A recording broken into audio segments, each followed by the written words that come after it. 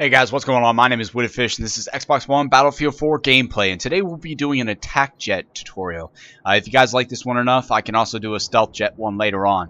Now, stick layout is the most important thing that you can focus on prior to anything. You want to make sure that it's something that you're more comfortable with. So mine is the left stick controls my pitch and my roll, and then my right stick controls my yaw, which is the back and forth. And I'll show you that later in the video about what I mean. I also concentrate just on the Y button, which switches my weapons out. And then also, if you click down on that left stick, it'll put you out into the above cockpit mode, where basically it's like a third person on the jet. And you guys will also see that later in the video. You also want to focus on your thruster and your flaps. Those will help you kind of like slow down to make your gun runs a little bit longer. Now, the layout that I usually use is the laser guided. If you guys have problems with like air-to-air combat, then I would stick with the heat seekers until you get a little bit better. Laser guided, you have to hold and lock onto your target. I also use stealth coding just so then locks take a little bit longer. I'm not really worried about the gyro stabilizer because even if you get hit with this the stabilizer on, you could still crash really easily. Camo is actually really important. If you are the kind of person like me who dives towards the ground first whenever I first start to get shot at, then you want to kind of go with a darker color. You blend more in with the ground, and then people can't track you as easily. So it is actually an important feature whenever you're flying aircraft. So for the attack jet, we're in the A-10 right now. And I'm just going to go ahead and show you guys some of the maneuvers that you can do. Now, this is your yaw, this back and forth right here. So this is all controlled by the right stick. And then all the rest of the maneuvers that I'm doing, like the drop out of the sky right here and the roll, that's the pitch and roll button, which is the left stick.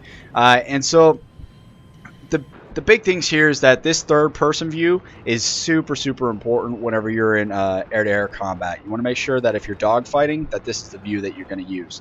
Now, that wave feature that I'm doing, like where I'm going back and forth, really throws off people who are trying to gun run after you. I'm also going to show you guys a little bit of a corkscrew maneuver where I dive at the ground quickly and then kind of roll out and then flip my plane over and come back up. So that should be pretty soon here. I'll point it out whenever it comes up. So these are all really important things to do. Now, you don't have the thrusters that the F-35, the F-22 have, or the J-20s. Those are going to be a lot faster than you. So those air-to-air combat scenarios are going to be pretty terrible unless you have a really good person, running up behind you. For the attack jets, you definitely have to line up a longer range on all your gun runs. You want to come way outside of the map. You're going to flip your plane over kind of like this. If you hit your flaps as you're coming over the top, that'll kind of it'll basically minimize your turn radius. If you're going into a full throttle, you'll have a very wide loop. It'll be hard to line up a gun run. So you want to kind of deploy your flaps at the very top of your loop, and that'll bring you over very quickly. Now, here I held in my flaps for way too long. You guys can see the wheels drop out on the left and right near where the JDAMs are. And so I'm going to have to accelerate again, which is the right trigger, and pull out of that. If you guys do slow down too much, you're going to be one hell of a sitting target. You don't move very quickly. So I'm going to line up my target. And this is just air-to-air, so you can definitely just burst fire. Look for hit markers, which will be easier to see if you're playing in some of the non-hardcore modes. You're going to see the little vehicle hit markers pop up. So burst fire, and then full auto if you know that you got them. And then that'll bring down the enemy vehicles pretty quick, and then you won't go through your whole belt just trying to destroy somebody.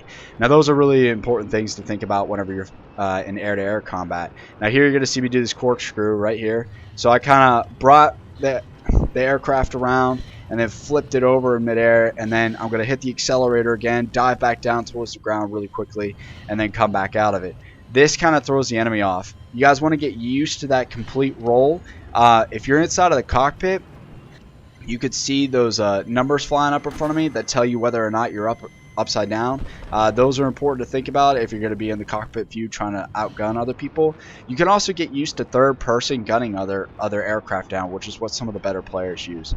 I hope you guys are enjoying this video. I hope that you enjoyed the tutorial. If you guys want to see any other videos or the stealth jet tutorial, please let me know. I'll add little annotations to the video at the end because I know I missed some stuff. Hope you guys enjoyed. Have a great day, and please like and subscribe and leave comments down below. Thank you so much. Talk to you later.